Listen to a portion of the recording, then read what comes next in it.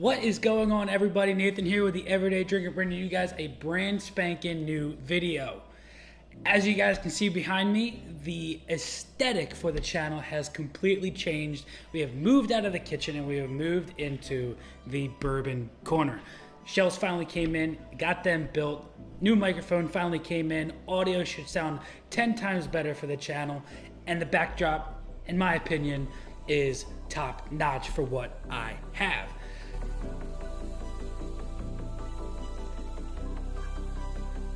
I've had a couple of requests on comments down below a couple of my videos for a little tour of what bourbons I have. So before I was working off of a bar cart, really couldn't give you guys a tour. But now that I have the shelves and we can expand like crazy with these, I can give you guys a little bit of a tour on what I have on my shelves. So let's start on the top left. Top left here, I have 4 bottles. I have my Barrel Bourbon Central Jersey store pick. Then I have the Barrel Bourbon Batch 031. And then I also have 2 bottles of 1792, 1 small batch and 1 full proof. Below that guy there, I have a couple of just random bottles, a couple of them that I really enjoy. I have the Michter's American Whiskey, Breckenridge Bourbon, followed by the Wild Turkey Rare Breed, one of my absolute favorites. Russell's Reserve 10-year, and then the Legion, not one of my favorites, but a really cool bottle and a really cool story for that bottle of bourbon. Then below that, we have a couple of my cheaper pourers. We have the Wild Turkey 101, followed by Knob Creek 9-year, Old Forester 100 proof, and then the Evan Williams Bottled and Bond White Label. Below that guy, we have the absolute cheaper of the cheap. I have some Zachariah Harris, Evan Williams Black Label, Jim Beam, and the traditional Jack Daniel's number 7.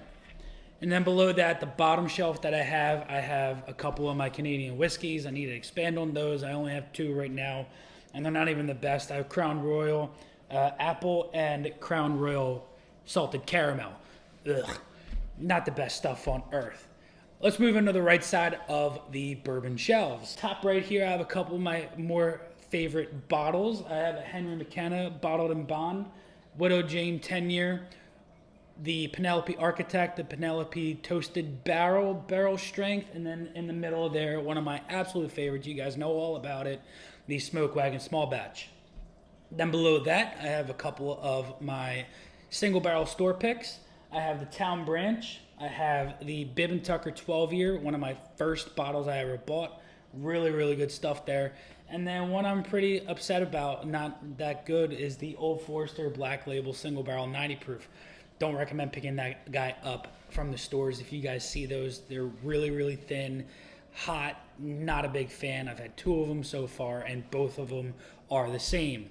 But if you find the blue label, 100% pick that bad boy up because those are fire. Then below that, I have an interesting shelf, just a little mishmash of stuff. I have Maker's Mark 46, Old Forester 1920 Prohibition style, really good if you're looking for a higher proof cocktail.